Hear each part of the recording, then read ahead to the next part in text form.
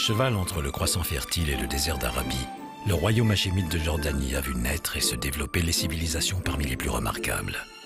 Des Babyloniens aux Ottomans, en passant par les Romains et les Nabatéens, cette terre du Levant a toujours été le témoin privilégié de notre histoire. La succession des siècles se lit ici au travers de l'immense patrimoine historique et des innombrables trésors que recèle ce pays. Les sources de vie se mêlent à l'environnement désertique pour offrir au pays ses 1001 facettes.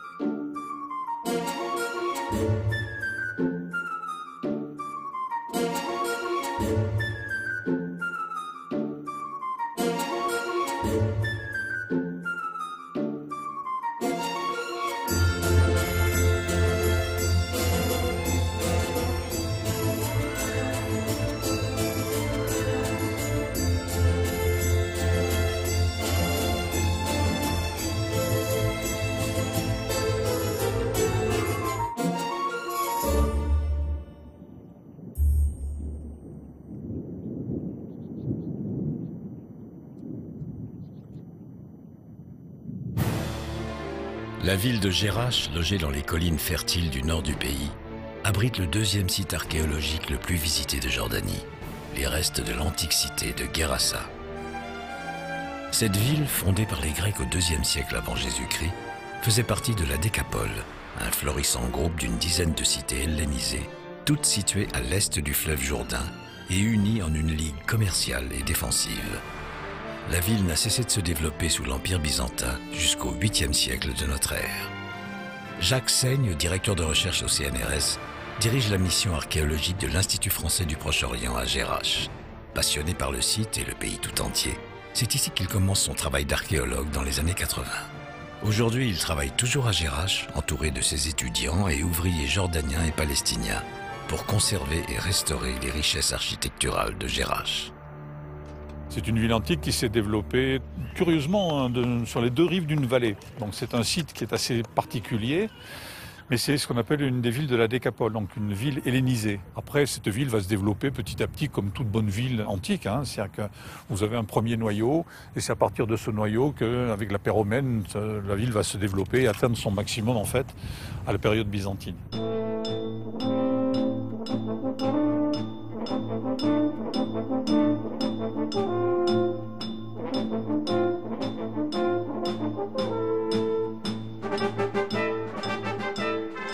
On est à un endroit qui s'est construit petit à petit, progressivement, mal, avec des abandons de travaux en cours de route.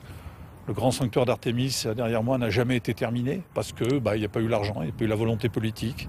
C'est comme de nos jours.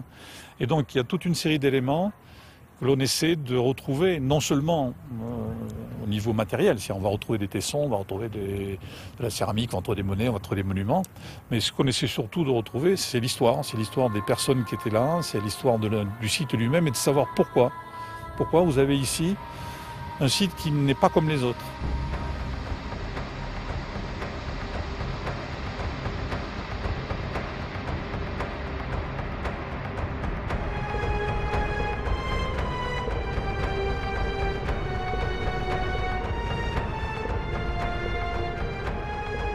Ces monuments ne sont pas détruits, ils sont démontés, mais ils ne sont pas détruits. C'est-à-dire qu'on va réutiliser les blocs dans les constructions plus tardives.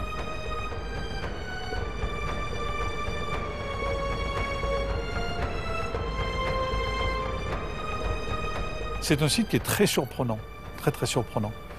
Et le site aussi me fascine parce que c'est un site qui est très agréable à vivre et où j'ai passé de très bons moments.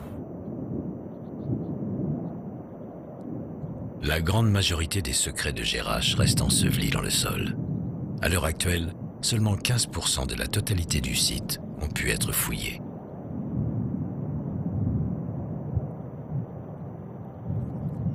Sur les collines aux alentours de Jerash, la culture de l'olivier, arbre sacré, dure depuis des siècles. Dans le petit village d'Orjan, une coopérative de femmes tire de la nature environnante les plus ravissantes essences. Ici, à la Maison du Savon, les femmes insufflent un nouvel élan économique à la région. Depuis 5 ans, Rima, dynamique mère de famille, associe à sa vie de femme au foyer son rôle de responsable de la coopérative.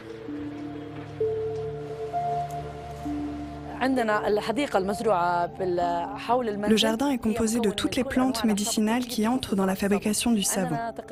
Le romarin, la sauge, la lavande, la menthe et la verveine. Ces plantes médicinales se caractérisent par leur goût, leur couleur et leurs odeurs. Et elles sont aussi très bénéfiques pour la peau. Nous achetons le lait à la communauté locale. Le lait est très bénéfique pour la peau.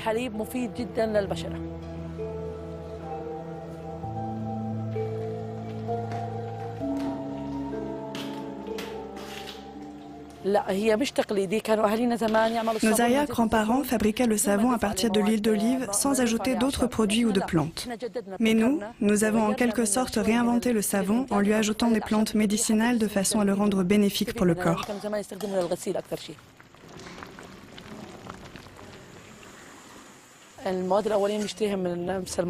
Nous achetons la matière première dans la région d'Orjane, où se situe la maison du savon, et ceci pour encourager la communauté locale.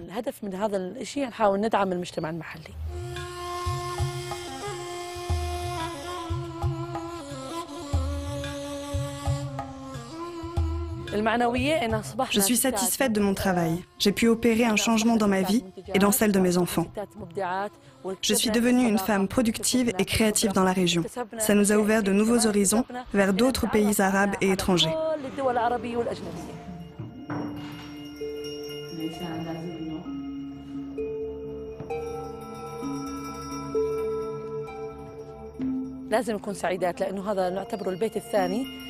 Pour qu'on soit plus productive, il faut qu'on soit plus heureuse. On considère que la maison du savon est notre deuxième maison. Et je considère que j'y passe presque plus de temps que chez moi.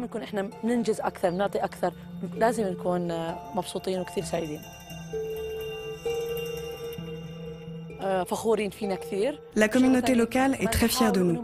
Les familles nous demandent d'agrandir l'usine, notre maison, pour que plus de leurs filles puissent venir travailler avec nous.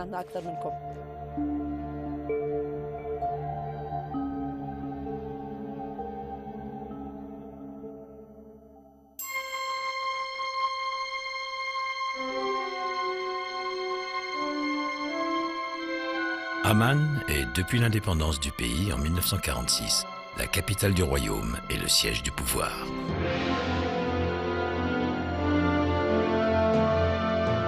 Si l'Empire ottoman avait fait de Salt, plus à l'ouest, un centre d'échange plus important, Amman, avec sa grande sœur syrienne Damas, est l'une des villes perpétuellement habitées les plus anciennes au monde. Mentionnée dans la Bible sous le nom de Rabat Ammon, capitale des Ammonites, appelée Philadelphia des Grecs aux Byzantins, puis Amman à partir de la dynastie omeyyade au 8e siècle, la colline de la citadelle voit se superposer les traces de toutes les civilisations.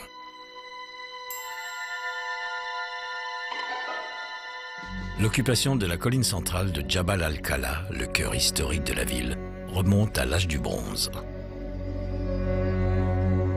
Les statues d'Aïn Ghazal, du nom du site où elles ont été découvertes, datent du 7e millénaire avant Jésus-Christ. Elles sont les plus vieilles sculptures anthropomorphes connues à ce jour.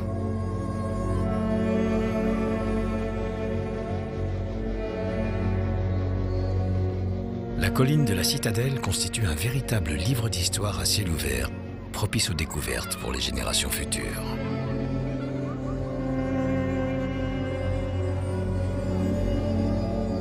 Au pied de la citadelle, l'amphithéâtre romain taillé à flanc de colline est aujourd'hui un lieu de rencontre et de balade. À ses côtés, l'Odéon, le théâtre musical antique, résonne aujourd'hui des sons des instruments du collectif Show Halayam.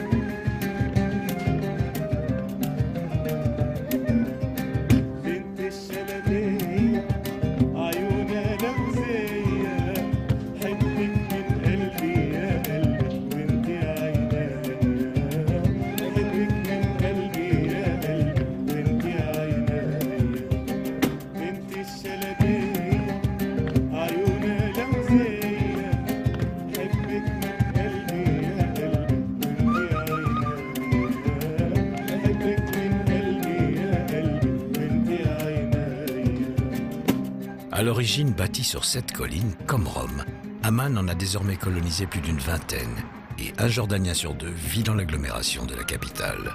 Au cœur du Jabal al-Wabdeh, Hicham Boutsani, dentiste et poète à ses heures, a ouvert un lieu culturel qu'il a baptisé Jadal. Jadal en arabe, c'est un peu plus qu'une discussion et un peu moins qu'un combat. Donc, on peut dire que ça désigne une discussion animée sur un sujet. Nous pensons que ça représente bien l'esprit que nous voulons donner à ce lieu.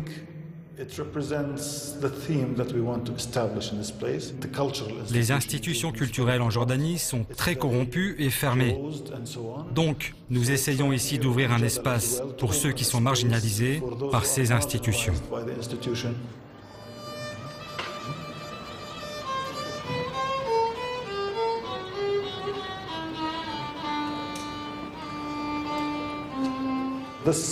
Cet espace est en rupture avec cela et essaye de remettre cette scène marginalisée sur le premier plan.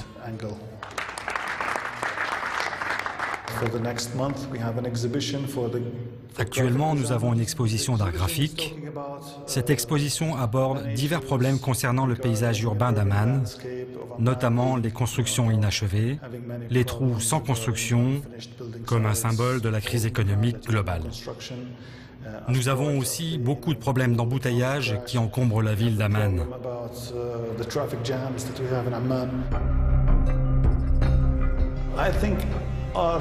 Je pense que l'art par essence est révolutionnaire. L'art, comme la littérature, c'est l'idée d'aller de l'avant, de rassembler tous les éléments pour créer de nouvelles réalités, de nouvelles visions et de nouvelles perceptions. Et c'est cela, je pense, la définition d'une révolution.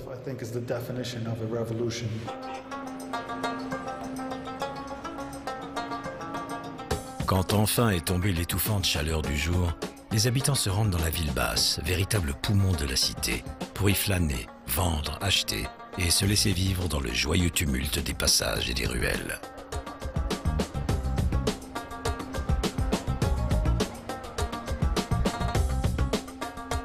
À l'entrée de la ville basse, Hassan, ancien technicien aéronautique à l'œil rieur, observe paisiblement la vie depuis sa petite boutique baptisée avec humour la caverne d'Ali Baba.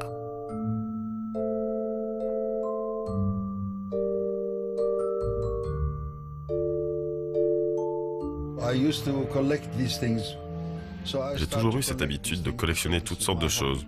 C'est ma passion. Au bout d'un certain temps, il y avait tant d'objets chez moi, des objets collectés partout autour du monde, que je me suis demandé quoi en faire. J'ai décidé d'ouvrir cette boutique et les gens sont venus regarder.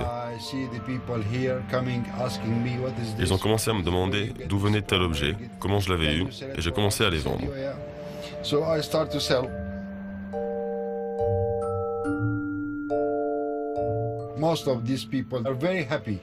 La plupart des gens sont très heureux de cette boutique. Ils disent que c'est un beau lieu, pas spécifiquement jordanien ou arabe. Les étrangers venus des États-Unis, d'Europe et de partout ailleurs, quand ils viennent ici, ils m'encouragent à rester et à continuer.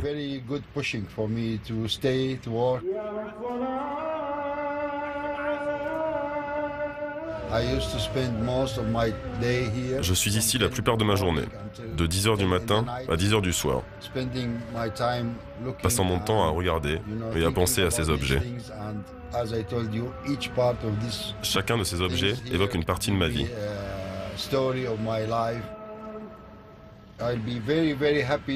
Et je suis heureux quand les enfants viennent me poser des questions sur ces objets. Où avez-vous eu ces objets? Comment cela fonctionne-t-il? Ça vous fait rester un jeune homme.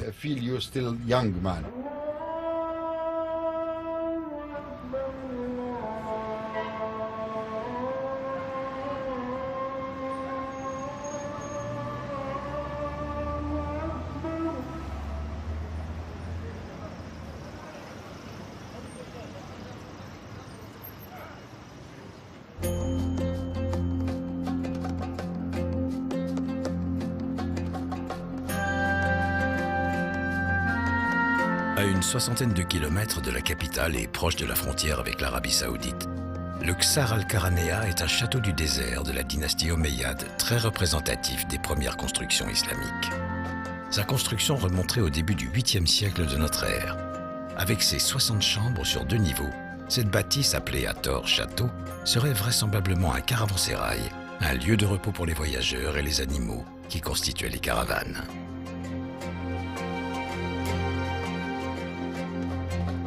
La position des fenêtres, savamment agencées, permettait à la lumière de pénétrer et, surtout, une ventilation globale de l'ensemble de l'édifice.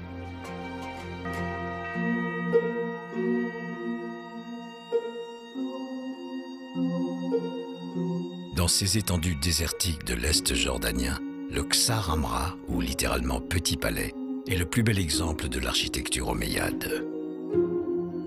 Le professeur Gaetano Palombo travaille au Fonds mondial pour les monuments. Ce docteur en archéologie a dirigé la dernière phase de restauration du pavillon. Construit au 8e siècle, ce château au système thermal divisé en 3 pièces et classé patrimoine mondial de l'humanité par l'UNESCO, était utilisé par le calife ou ses invités comme un lieu de villégiature un peu particulier. Cette aile du bâtiment est aussi très intéressante parce qu'elle a une belle voûte représentant les métiers de l'artisanat, probablement en relation avec la construction de ce bâtiment.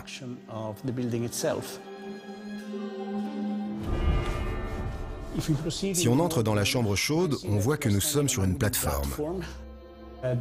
La décoration ici est très intéressante parce qu'on a 3 niches représentant une scène de bain avec des femmes nues et des enfants.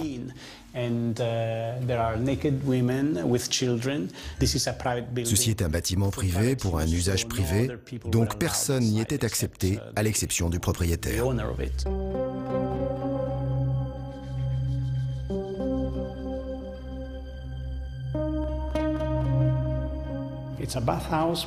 C'est une maison de bain avec un petit hall. Nous sommes maintenant dans le hall principal de ce bâtiment, mais ce n'est pas un bâtiment isolé au milieu du désert. Il fait partie d'un complexe archéologique très large, de plus d'1 kilomètre de long, qui inclut plusieurs bâtiments, dont un château, totalement en ruine, des dépendances, des canaux, des systèmes d'irrigation. Donc c'est tout un complexe qui a dû servir de maison de chasse et de palais des plaisirs pour un des princes du califat omeyyade.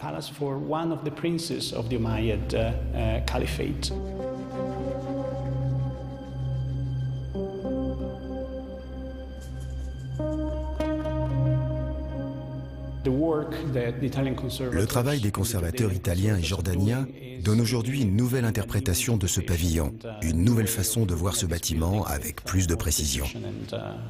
Cependant, beaucoup de découvertes restent ici à faire.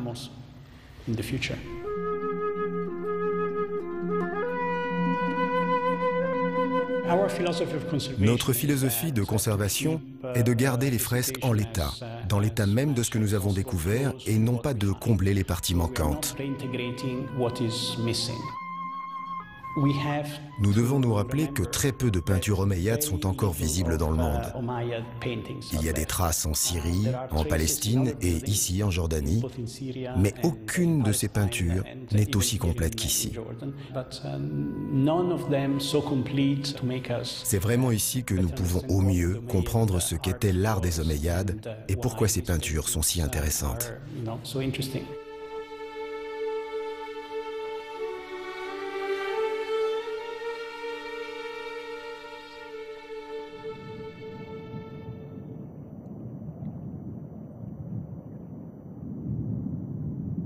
Dans un pays où la pluie tombe de façon irrégulière et en faible quantité, l'eau fait cruellement défaut.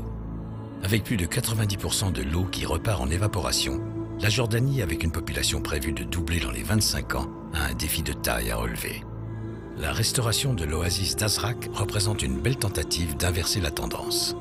Cette oasis a longtemps comporté des zones de marais et plusieurs bassins profonds, alimentés par des sources. Malheureusement, l'extraction massive d'eau au profit d'une agriculture très demandeuse en a asséché la plus grande partie. Aujourd'hui, les efforts semblent payer, mais l'éducation pour modifier le comportement des agriculteurs demeure d'actualité. À l'heure où s'allongent les ombres, Azraq brille de tous ses feux. La ville se situe sur l'une des routes commerciales les plus empruntées du pays depuis l'Antiquité. L'Irak, l'Arabie Saoudite, la Syrie ne sont qu'à quelques encablures. Par cette voie qu'empruntaient jadis les caravanes chargées d'encens, d'épices ou de soie, des milliers de camions transportent carburant, matières premières et produits manufacturés.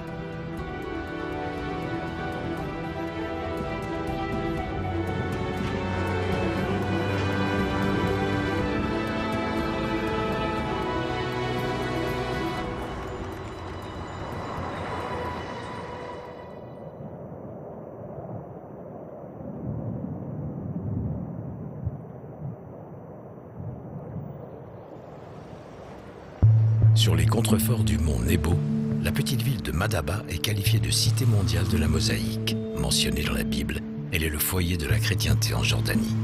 Son histoire remonte à plus de 3500 ans. C'est au sein de l'église Saint-Georges que l'on peut admirer la carte de Madaba. Cette mosaïque partiellement conservée est unique au monde. Elle est la plus ancienne représentation cartographiée de la Terre Sainte et date de la fin du VIe siècle, en pleine période byzantine.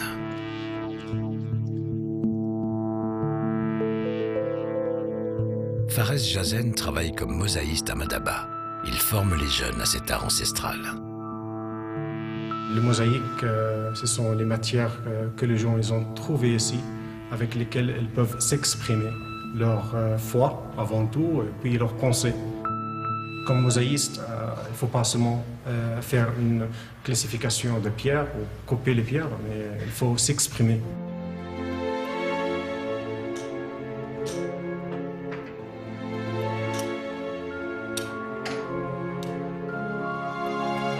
Normalement, le travail de mosaïque, ça concentre en trois choses. Premièrement, les histoires bibliques, c'est-à-dire des images des saints, de Jésus, de Marie, ou bien de travail qui est lié à l'histoire du pays, c'est-à-dire les arbres qu'on trouve dans la Bible, dans la méthodologie grecque, comme l'arbre de vie, l'arbre de Medaba, l'arbre de Safsafa. Troisièmement, on a les commandes qu'on reçoit comme des dessins modernes, comme images des personnes, sinon des tableaux que gens aiment bien voir. Le tableau de mosaïque, c'est comme un art qui parle de soi comme histoire et comme existence, comme personne. C'est pour ça qu'on a beaucoup de commandes pour des gens qui aiment avoir des images de leurs parents, de leurs grands-parents, quelque chose comme ça.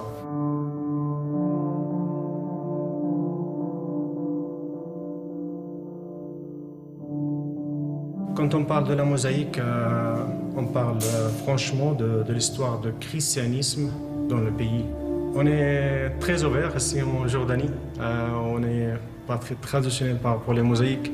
C'est pour ça qu'on travaille des versets de Coran, même des signes islamiques. Mais en Jordanie, en Palestine, c'est bien lié à l'époque des Byzantins. C'est-à-dire où il y a les moines qui pratiquent l'enseignement, qui pratiquent le catéchisme.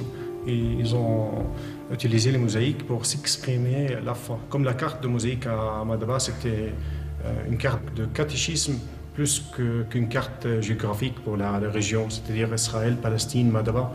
Et le but, c'est faire des cours de catéchisme pour les gens qui étaient illitérés.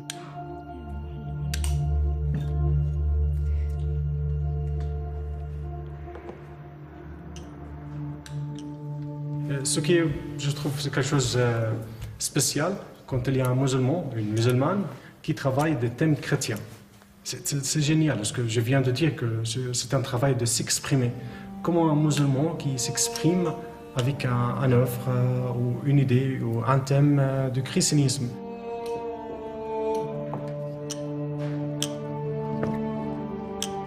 Technique d'expression et support semblent ici infinis, au-delà de l'aspect traditionnel. L'utilisation des œufs d'autruche perlés de poudre de mosaïque est aussi très prisée des artistes qui rivalisent de minutie.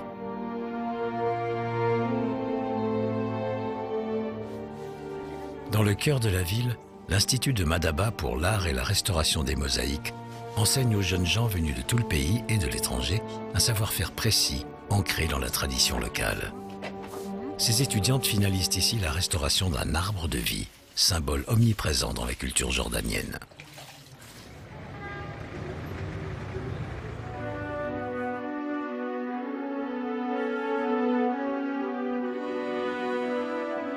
En quittant Madaba, les massifs secs et pelés culminent à 817 mètres avec le mont Nebo, lieu supposé de la mort de Moïse, d'où il aperçut la Terre Sainte avant de s'éteindre.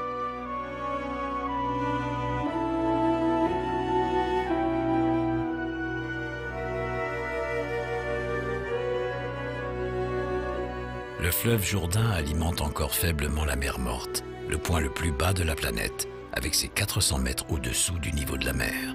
Le taux de sel est ici 10 fois plus important que la moyenne. Il empêche le développement de toute vie sous-marine et façonne le paysage avec d'étranges concrétions. Quelques wadis, des ruisseaux tels que le Wadi Moujib, alimentent encore la mer Morte mais ne suffisent malheureusement pas à maintenir son niveau. Le détournement du cours du Jourdain et l'exploitation de ses eaux le font baisser de quelques 50 cm par an. En un demi-siècle, un tiers de sa surface a disparu. Derrière le drame d'une mer qui se meurt, le retrait des eaux laisse après quelques années un sol fertile chargé en minéraux. Cette terre nourricière qui voit pousser le verre dans le désert devient aujourd'hui l'une des principales régions agricoles du pays.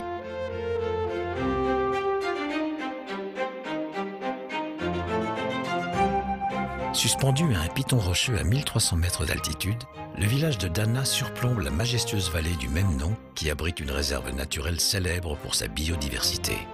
Petite bourgade de pierre occupée depuis 500 ans, elle a été sauvée de l'oubli et de l'abandon par une coopérative misant désormais sur le tourisme pour assurer son avenir.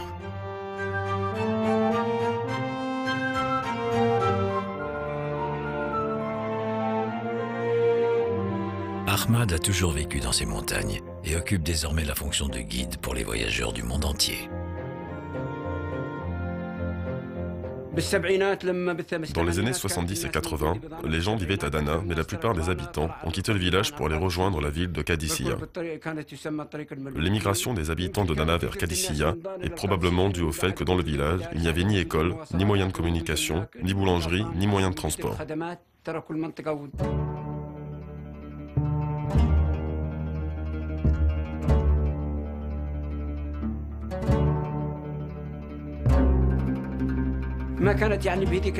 Les gens voulaient accéder au progrès qui rendait la vie plus facile. Ils voulaient donner à leurs enfants une bonne éducation. Ils voulaient plus d'argent aussi. Mais nous, bien que notre terre ne nous donne pas tout ce dont nous avions besoin, nous y étions très attachés.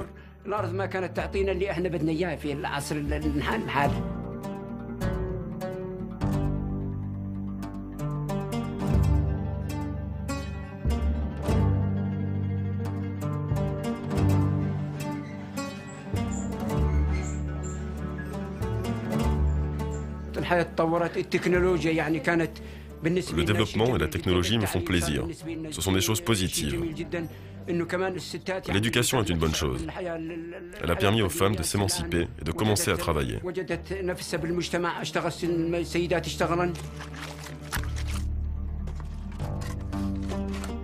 Les membres de la coopérative reconstruisent petit à petit, pierre par pierre, les maisons de Dana et participent à faire revivre ce petit rocher de paradis.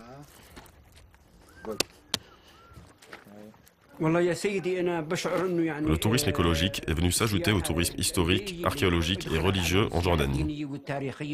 On avait le site de Petra, le mont Nebo et la mer Morte. Avec le développement du tourisme écologique, les touristes européens, qu'ils soient français, allemands, néerlandais, suisses ou bien italiens, tous nous ont dit que nous vivons au paradis. Cela nous a encouragés à revenir à Dana où nous avons trouvé du travail. Moi, je travaille comme guide, d'autres travaillent aussi dans le secteur du tourisme. Notre but est de donner au tourisme un rôle important dans le développement de notre communauté locale. Nous encourageons le développement durable ainsi que le tourisme écologique et bien sûr la protection de l'environnement.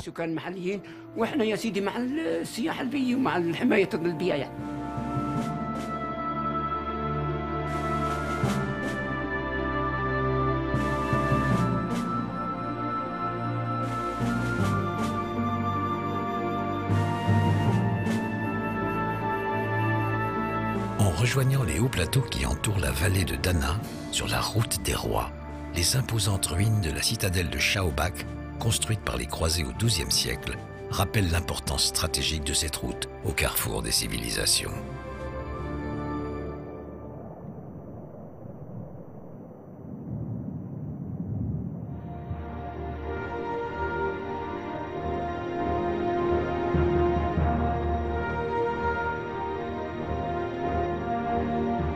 Les Nabatéens, peuple arabe commerçant de l'Antiquité dont le royaume s'est étendu à tout le sud d'Israël et de la Jordanie actuelle, ont laissé à la postérité leur mythique capitale, Pétra. Longtemps oublié, le site est redécouvert par un explorateur suisse en 1812.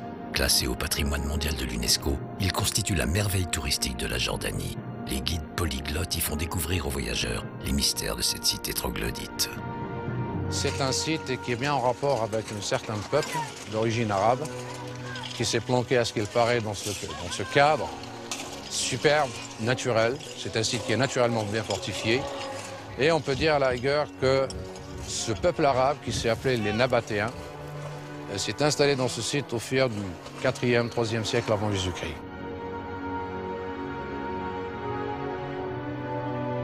Ici, c'est immense. On parle d'un site qui s'étend à peu près sur 70 km². Le point de départ de la création de ce site, ça a dû commencer au départ avec une nécropole. Tardivement après, il va y avoir donc la création d'une ville. Mais malheureusement, cette ville, à ce qu'il paraît en fonction donc, des études, des recherches donc, des spécialistes, elle s'est effondrée donc, à cause de plusieurs tremblements de terre. Mais il y avait essentiellement un tremblement de terre qui est le plus à être signalé, qui était quelque part vers le 8e siècle de notre ère. Et là, ça montre une chose de très importante, le savoir-faire des Nabatéens, de manière à ce qu'il paraît que leur ville funéraire, la nécropole entre guillemets, elle domine sur une grande partie du site, jusqu'à même 70%. La ville basse, là où les Nabatéens ont vécu, ils ont pratiqué leur culte, notamment leur commerce, etc. Donc, c'est minuscule par rapport à la nécropole, par rapport à l'immensité du site globalement dit. Ça a pu nous donner une idée comme quoi que les Nabatéens, ils ont cru à la vie d'au-delà, beaucoup plus que leur vie quotidienne, à ce qu'il paraît. Les Nabatéens ont creusé dans la roche un système d'irrigation qui émerveillait les caravaniers passant dans la ville. Comme pour impressionner le voyageur arrivant par l'étroit canyon du Sik, l'incroyable façade du Kasné, le trésor, affiche toute la puissance et l'élégance d'une civilisation.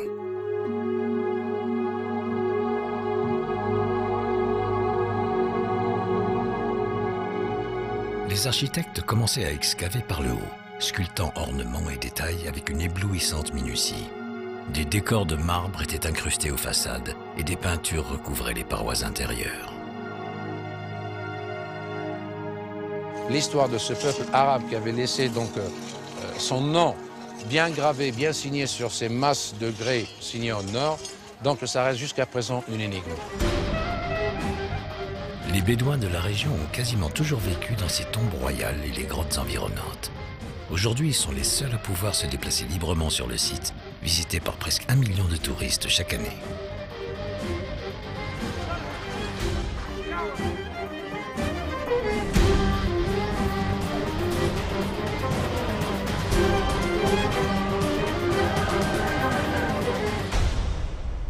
L'histoire géologique de Pétra, qui tire son nom du grec « pierre », se lit dans les formes mouvementées des parois de granit et de grès, façonnées par le vent et le temps.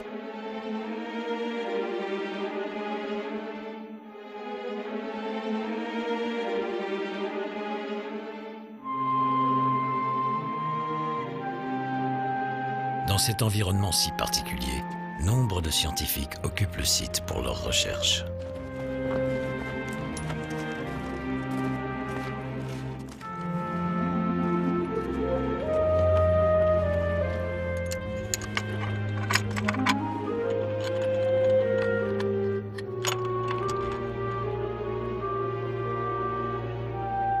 Le professeur Heinz Rütter de l'Université du Cap en Afrique du Sud dirige le Zamani Project, une étonnante entreprise de cartographie en 3 dimensions.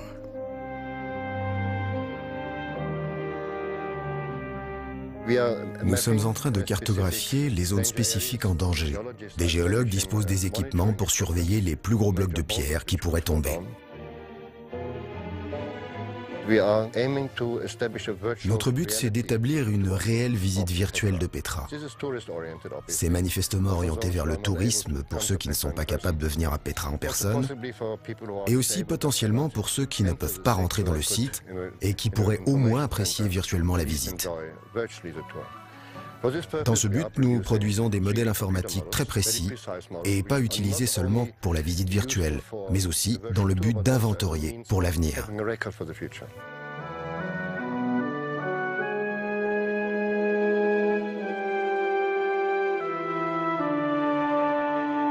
Nous travaillons pour la durabilité sur deux visions. Premièrement, je pense que dans un sens pratique, nous contribuons à une petite échelle à la pérennité du tourisme en Jordanie.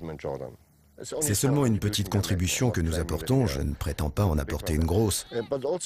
En outre, je pense que nous travaillons aussi à la continuité de l'histoire, ce qui signifie que nous préparons des informations pour les générations futures. Donc, dans un sens, les générations futures pourront en profiter. Il est très important de maintenir ce fil, la chaîne de l'histoire.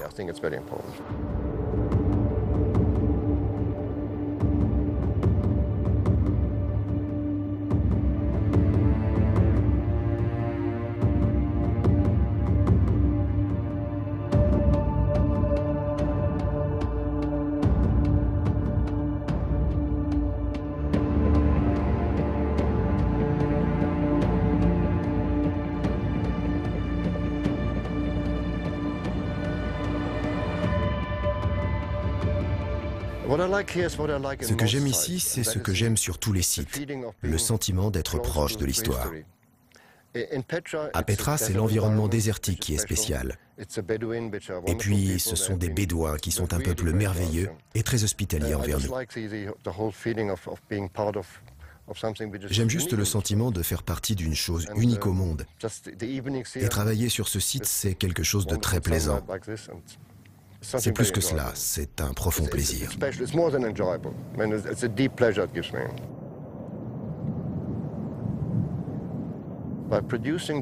En récoltant ces données pour les générations futures, je pense que nous préservons le fil de l'histoire pour ne pas oublier les cultures anciennes. Je vis en Afrique depuis maintenant 40 ans et j'ai vu tant de sites détériorés et les gens qui les oublient. Il est triste de les laisser dans cet état, mais c'est mieux que de ne rien faire du tout. Et c'est une banalité ou un stéréotype que nous entendons beaucoup. Si nous ne comprenons pas notre passé, nous ne pouvons pas bien gérer notre avenir. Mais je pense que ce n'est pas qu'une banalité. Il y a du vrai là-dedans, et je crois que nous y contribuons un peu.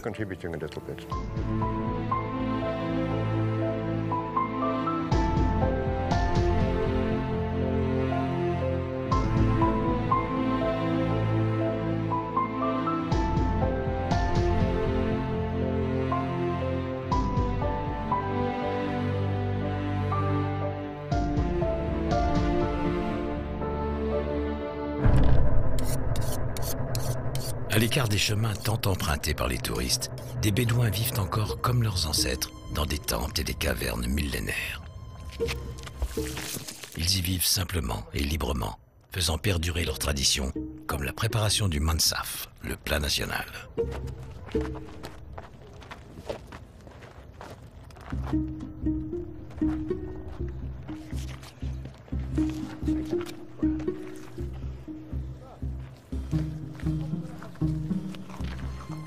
Jaffa et sa famille vivent ici à quelques centaines de mètres des façades des tombes royales.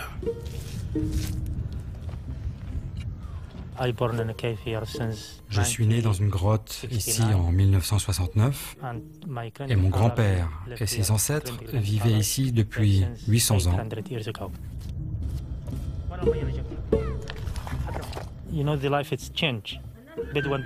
Vous savez, la vie a changé.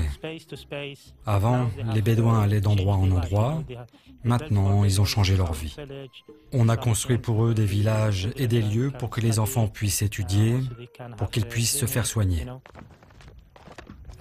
Nous avons une maison dans le village, mais nous préférons vivre ici, dans une grotte, parce que c'est notre façon de vivre.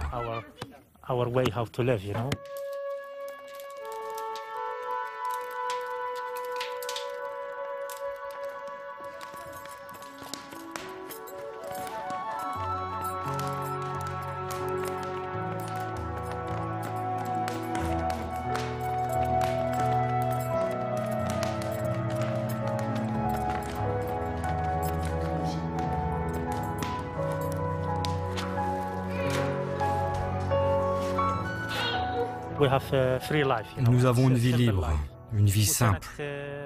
Nous suivons notre chemin.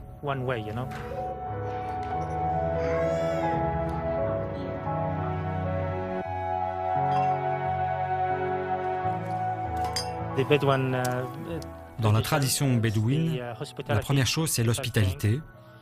La deuxième, c'est de continuer à faire le café bédouin et à faire le mansaf et aller hors de la zone de Petra pour installer un campement.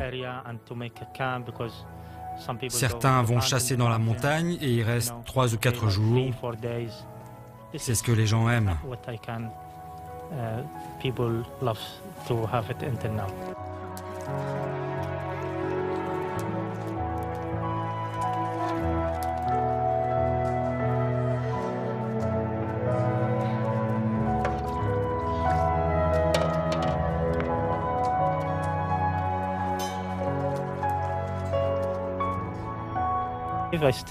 J'ai toujours ma grotte.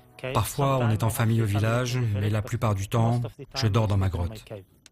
J'aime ma caverne, là où je suis né, et je pense que mes enfants aiment avoir la même vie.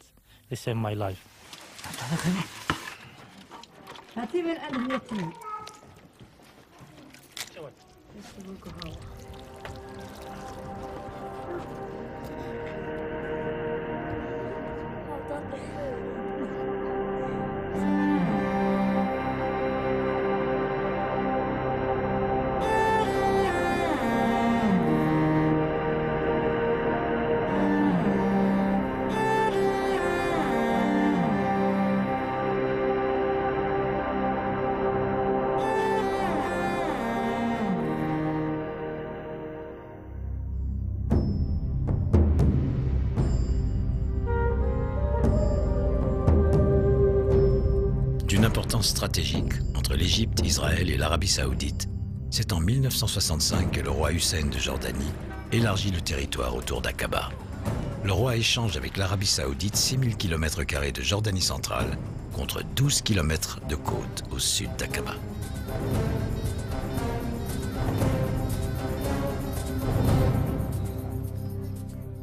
La façade de 25 km sur le golfe d'Aqaba est la seule que la Jordanie possède sur la mer Rouge. Avec son climat tempéré, Aqaba est une zone franche, une station balnéaire et un centre de plongée de renommée mondiale.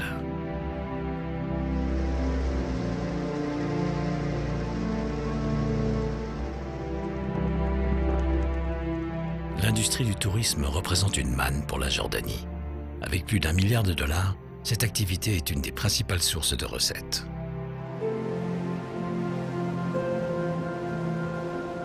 Des projets pharaoniques voient le jour pour multiplier les capacités d'accueil. Le projet de l'oasis d'Aïla ne déroge pas à la règle. Ce projet couvre une surface de 460 hectares et son budget avoisine plus d'1 milliard de dollars. 5 hôtels de luxe, une marina, 250 résidences privées, un golfe 18 trous sont sortis de terre. Son port, le seul du pays, voit transiter la plupart des importations et des exportations. Considérée comme stable depuis de longues décennies, la Jordanie subit pourtant des baisses de fréquentation touristique, répercussion des vagues de révolte qui agitent ses voisins, notamment syriens.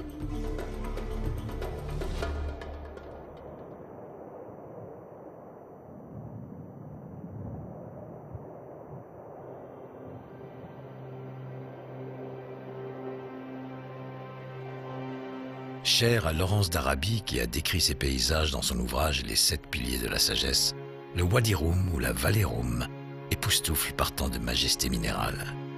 Il y a 30 millions d'années, en même temps que se formait la dépression de la mer Morte, surgissait le Djebel Rum avec à ses pieds cette large vallée s'étendant sur 70 km de long et posée sur un socle de granit. Tous les hommes et les femmes vivant autour du Wadi Rum sont virtuellement d'origine bédouine et sont issus de 7 grands groupes tribaux. Le mot bédou en arabe désigne l'habitant du désert. Aujourd'hui, les Bédouins ne représentent plus qu'une minorité dans la population jordanienne. Cependant, leur culture et leurs traditions imprègnent toujours la vie sociale du pays. Le mode de vie tribal lié au nomadisme et à l'élevage tend peu à peu à disparaître. Il ne resterait que 40 000 Bédouins vivant encore comme leurs ancêtres, mais toujours très attachés à la solidarité familiale. L'hospitalité bédouine fait partie des piliers de la tradition. La cérémonie du café est ici tout un art.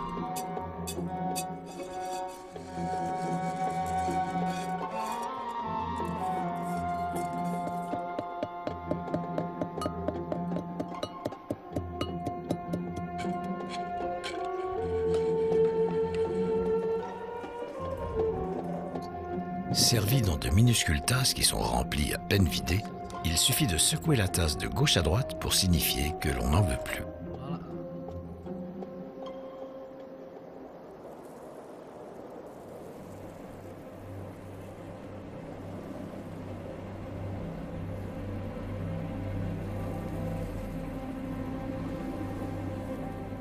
Au milieu de cette terre aride, la présence d'arbres et de plantes a de quoi surprendre.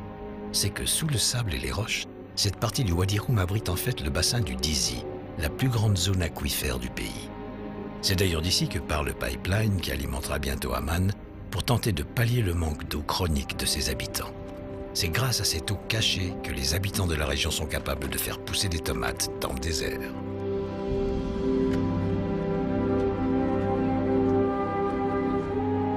Mais le nouvel aqueduc ne suffira qu'un temps, jusqu'à ce que le complexe et délicat projet de canal reliant la mer Rouge à la mer Morte puisse enfin voir le jour.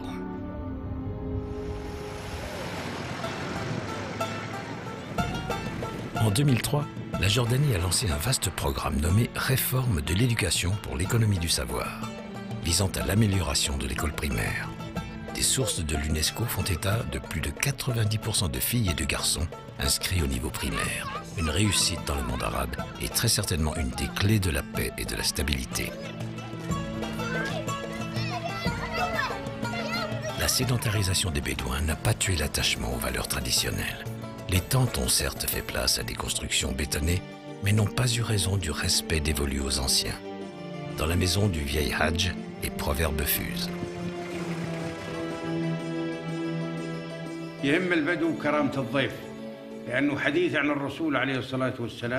Ce qui est important pour les Bédouins, c'est d'être généreux et de bien recevoir les visiteurs. Le prophète dit que celui qui se montre généreux envers quelqu'un qu'il connaît, c'est comme s'il était généreux avec le prophète lui-même. Celui qui se montre généreux envers quelqu'un qu'il ne connaît pas, c'est comme s'il se montrait généreux avec Dieu.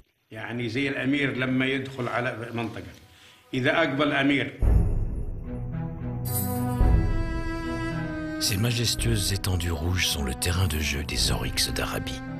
Historiquement, ces élégantes antilopes occupaient toute la péninsule arabique et le sud du Proche-Orient. Chassées, exterminées pour récupérer leurs longues cornes en guise de trophée, le dernier spécimen sauvage fut tué en Oman en 1972. Un programme international de conservation et de réintroduction fut mis en place dès les années 60. Les oryx ont retrouvé depuis 2009 le sable rouge du Wadi Rum grâce à des translocations successives, et ils y vivent à nouveau en liberté. Abdelrahman Al-Assassin s'occupe de la zone protégée du Wadi Rum, gérée par l'ACESA, autorité de la zone économique spéciale d'Aqaba. Il dirige le programme de réintroduction des oryx. L'oryx d'Arabie est un animal herbivore très important dans la biodiversité du Wadi Rum.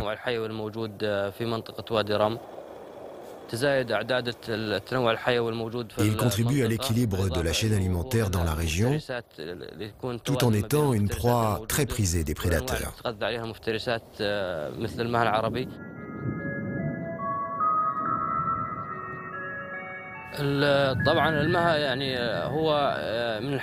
L'oryx d'Arabie, qu'on appelle aussi le maha, est un animal qui s'alimente d'une manière vraiment sélective.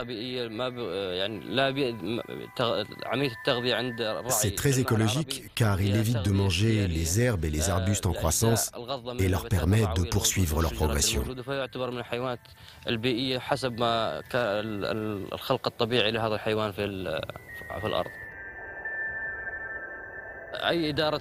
Les réserves et les sites naturels sont étroitement liés à la population locale.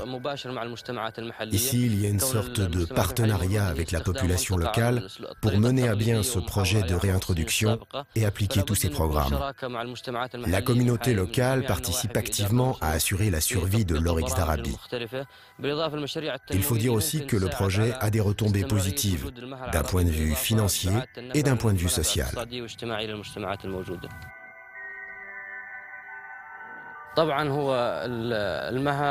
L'oryx peut être considéré comme un symbole de paix, un symbole de tolérance. Pour nous, il incarne ce message et je pense qu'il pourrait le véhiculer partout à travers le monde.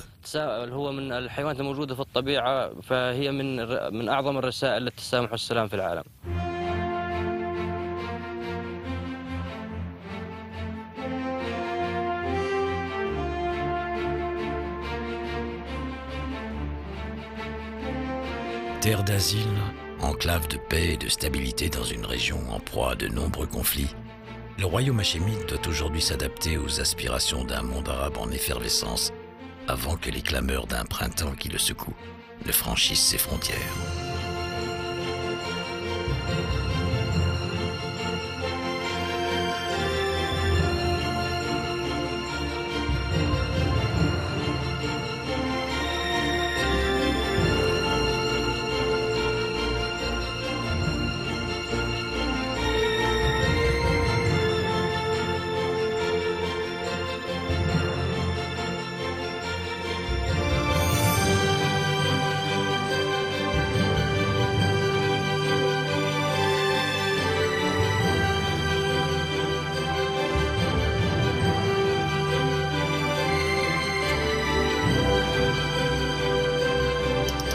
Dans un instant, les pintades londoniennes, elles assurent. Deux drôles de plumitifs vous emmènent dans les bons plans de Londres.